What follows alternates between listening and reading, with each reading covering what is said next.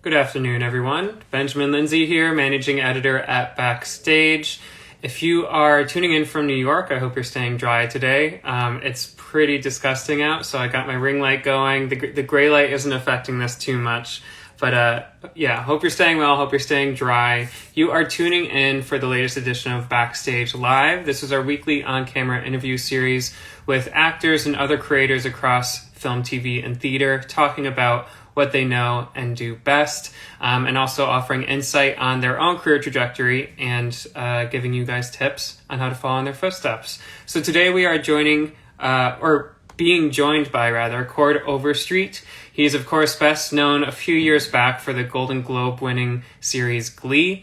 In the years since, he's been popping up in film and TV, but also very much zeroing in on his music career. So we'll be talking about that, and then also his return to the small screen in Acapulco, which is now streaming on Apple TV+. It's such a great throwback series and just a lot of fun. So I'm excited to pick his brain about that. And he has an album due at the top of next year, or maybe not the top, I don't want to misspeak, but I'm told that he has an album coming out next year, so we'll be teasing that as well. Let me see if Chord is in our audience, and we can bring him up. Let me see here. One moment. Chord, I see you here. An invite to join. Let's see if this works. All right. What's up? Hi. How's it going? Good. How are you? Good, good. My name's Ben. It's very nice to meet you. Thanks for joining us today. And yeah, of course. Thanks for having me. Yeah, of course, of course. So we have quite a few things to talk about, but just for starters, I do want to give a shout to your new series. Such a fan of it thus far. I'm excited to see what happens next. But it looks like you're having a lot of fun as well. So tell us a bit about how you came into the fold for it and what made you want to play this character, Chad.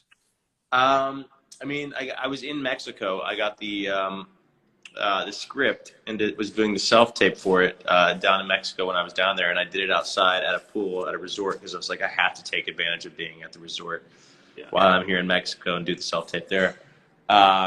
But the character, the script, everything was such a fun story.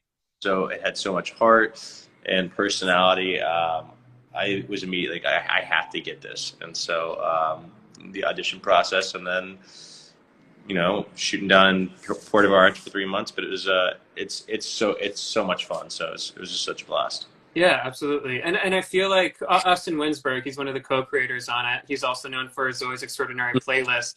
There is kind of a brightness, a musicality, a nostalgic factor at play here. So what about that tone and kind of that heightened reality was appealing to you? Yeah, I mean, the story is great, and it's kind of, with Eugenio and the writers are such great storytellers, and it definitely had this flair to it, this 1980s flash, and just the colors. The world is so much more vibrant and exciting just being set back in '84. And as somebody who didn't get to grow up much in the '80s, I was born in '89. Being able to work in film and that with like the hair, the makeup, the cars, the clothes, it's just such a really cool way to travel back in time. But it was just a real cool way to do something and tell a story, because back then everything was just completely different. Everybody didn't have a camera on their phone. Things were a little bit more wild, a little bit more crazy. It's just a lot of fun. Yeah, for sure. Well, you mentioned that you sent in a self-tape for this role. I imagine that's kind of the name of the game these days, especially these last 18 months. Everyone is sending in self-tapes rather than auditioning in person. How do you go about leaving an impression in that space? Do you have any self-tape tips that you can share with the Backstage audience today? Yeah,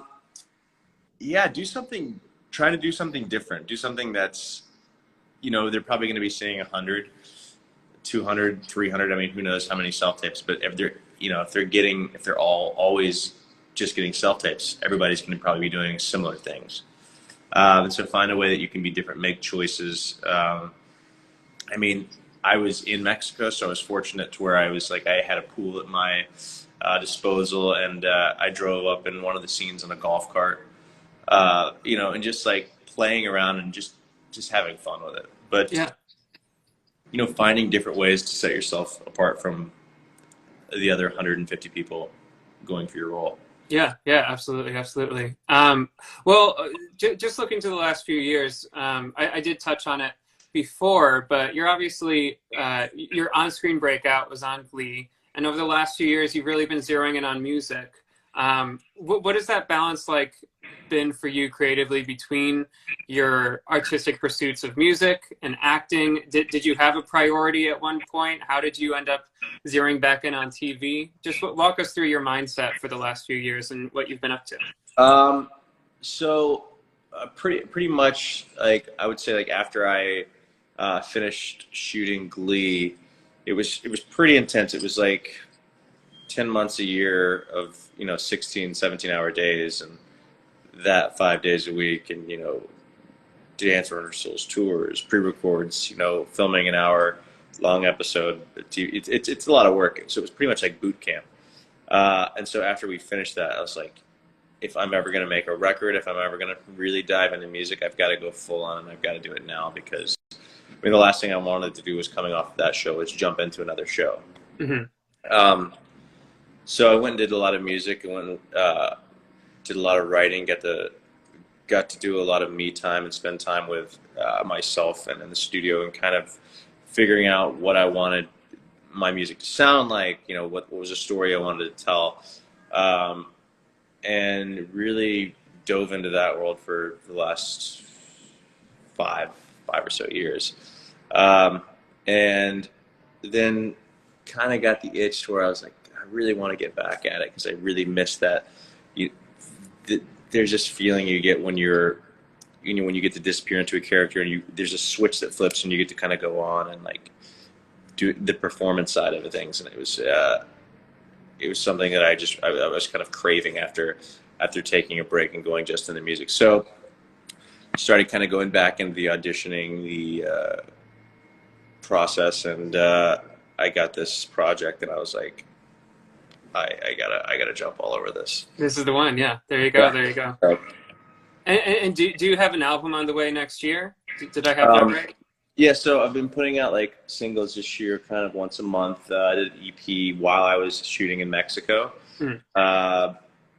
which is called Stone Man. So it's out if anybody wants to go check it out. And then after that, just putting out a song a month. And then in 2022, probably around Christmas, I'm going to actually go in to start recording the full length record, and try to get something out before the spring of 2022, like a full length record. So all right, exciting stuff.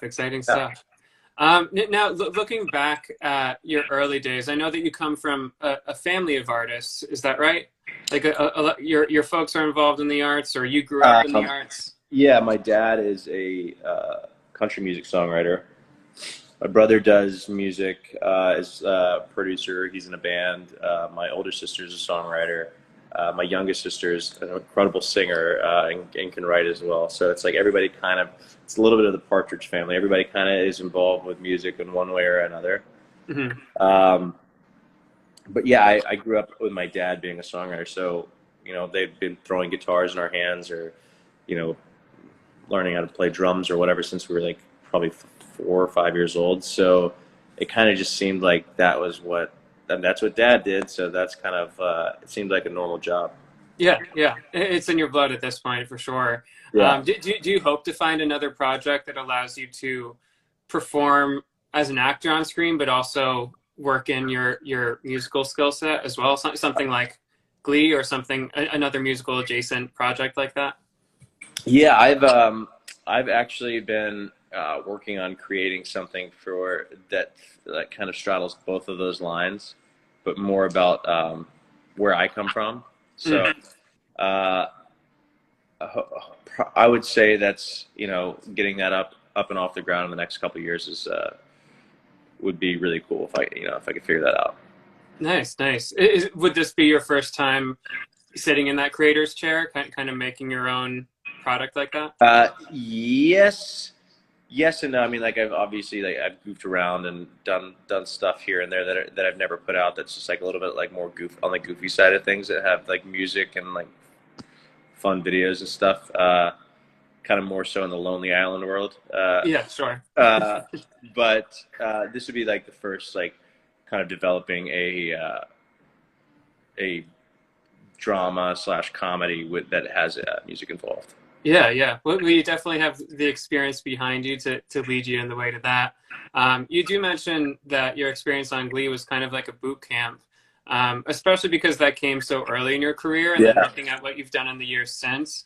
How do you think those years on Glee prepared you for what you're doing today? What do you remember most in terms of like learning experiences from that time? I'd say it was kind of like a college education. It was pretty much like getting thrown into a machine, like a well-oiled machine that's working. So it's like you have to catch up, and you have to learn really quick uh, to just keep up. I guess it was one of those things to where you're also working with people that have been doing this, like as far as musical theater, in the performing arts world, that have been doing it at the top of their game for years and years and years. So it's like you learn a lot. You learn it really quick. You just have to kind of pay attention. But it was essentially like performing arts school, college. I was obviously into a little bit of the different side of things, where it's more like I wasn't a big musical theater geek. I was more like the singer-songwriter, 70s music, and like James Taylor and like the Laurel Canyon type music, like the Eagles and whatnot. But definitely getting thrown up on a stage and having to do choreography and dancing and stuff, and never having done it, it's like, oh shit, it got real quick. Yeah, baptism by fire a little bit, for Yeah, sure. exactly. Well, for all our early career folks out there tuning in right now, just as a final question for you, what is that kind of one piece of advice that would have been super helpful for you back in the day when you were first getting your feet in the arts, the performing arts, whether it be music or acting? What's something that you've taken away that you'd like to share with us today? One thing that I wish, like I mean, I don't want to say wish I'd known, but wish I'd done more, was fail earlier on. Yeah. Get it out of the way. I mean, it's kind of inevitable with the entertainment world. It's like everybody's going to fail at something at some point. And I learned more from that than I had from doing the right thing, if that makes any sense. Mm-hmm. So I kind of probably would have liked to be less hesitant early on, and the stage fright of everything, and then just like once you just rip the Band-Aid off and start going, it starts becoming more natural and easy, and probably just overall like spend more time. I would say spend more time studying beforehand, so when you do get some of those opportunities, you're able to go in there and like whether it be character work or dancing or something, to where it's like you really don't feel like you're having to catch up. But yeah, I mean, I don't know. I think you always look back on history and like, well, I could have done this better. I could have done this better because where you are now. But yeah, I don't know. Yeah, fair enough. Well, that's all I have for you today. Thank you, Chord, for sharing your time with us, and congrats on this new series. I'm excited to see what 22 has in store and beyond that. Awesome. Thank you so much. All right, you have a good one. Bye-bye. Yeah.